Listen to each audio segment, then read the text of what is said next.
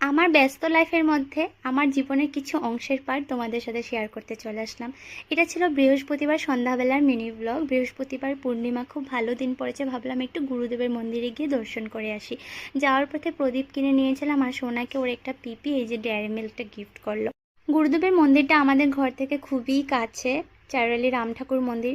অনেক ইচ্ছা করে প্রত্যেক বৃহস্পতিবারে এসে গুরুদেবের একটু দর্শন করবো, কিন্তু সোনাকে স্কুল দেওয়ার পর এতটাই ব্যস্ত হয়ে পড়েছি, সন্ধ্যাবেলা ওকে পড়ানোর পর আর শরীরে এনার্জি থাকে না যে রেডি হয়ে একটু যাব। মনে ইচ্ছা থাকে কিন্তু এনার্জিটা টোটালি লুজ হয়ে যায়। তো এই যে আমি বাতি জ্বালাচ্ছি আর সোনা দেখো এদিকে ধূপকাঠি জ্বালিয়ে হরে কৃষ্ণ হরে রাম করছে, যেটা তোমরা ভয়েসটা একটু পরে শুনতে পারবে। আজকাল আমার হাজব্যান্ডেরও সেন্সাস ডিউটির জন্য খুবই কষ্ট হচ্ছে। তোমরা সবাই জানো সেন্সাস ডিউটিতে সব টিচারদের কতটা কষ্ট ফেস করতে লাগছে। Hare Kincho, Hare Kendo, Hare Kinto, Hare Kendo, Hare Kinto, Hare Kinto, Hare Kinto, Hare Kendo, Hare Ramu Ramu Ramu Ramu, Hare Hare Hare Kendo. শুনলে তো সোনার হরে কৃষ্ণ গান, ওহো হরে কৃষ্ণ না হরে কিঞ্চ।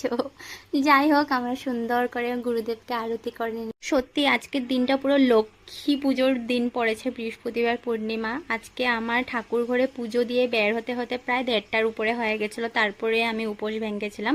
দুপুরবেলায় আমি সিন্নিটা দিয়ে দিয়েছিলাম, তো তার জন্য সন্ধ্যাবেলা আমি আসতে পেরেছি। আচ্ছা, তোমরা কিন্তু আমাকে একটা অনেস্ট কমেন্ট দেবে, তোমাদের স্পেশালি আমার ব্লগটা কেমন লাগে। আমি ব্লগ পোস্ট করার পর যেন কমেন্ট বক্স চেক করতে থাকি কখন তোমাদের সুন্দর সুন্দর কমেন্ট পড়বো আর সুন্দর করে রিপ্লাই দেবো। থ্যাংক ইউ তোমরা যারা আমাকে এতটা ভালোবাসা দাও। তো যাই হোক, বাতি জ্বালানোর পর এখন আমরা যাচ্ছি আরেকটা লোকেশনে, সেটা তোমরা নেক্সট ভিডিওতে দেখতে পারবে। তো চলো আজকের মতন টাটা।